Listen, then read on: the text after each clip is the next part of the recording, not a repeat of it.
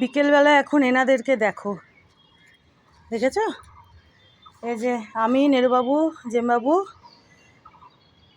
ছাদে এসেছি কিছুক্ষণ আগে, একটু জল টল দিলাম গাছে। এখন সময় হচ্ছে বিকেল 5:35, বুঝেছো? 5:35। তো আমি ভাবলাম যে চট করে একটু এনাদের ভিডিও করে নিই। আর একটু আগে আর একটু ভালোভাবে ফুটেছিল, বুঝলে? তো এখন সন্ধে হয়ে আসছে, তো ওই জন্য এনারা কিন্তু চুপসে যেতে আরম্ভ করেছেন। তা আমিও ভাবলাম ভিডিওটা তাড়াতাড়ি করে নিই এনাদের।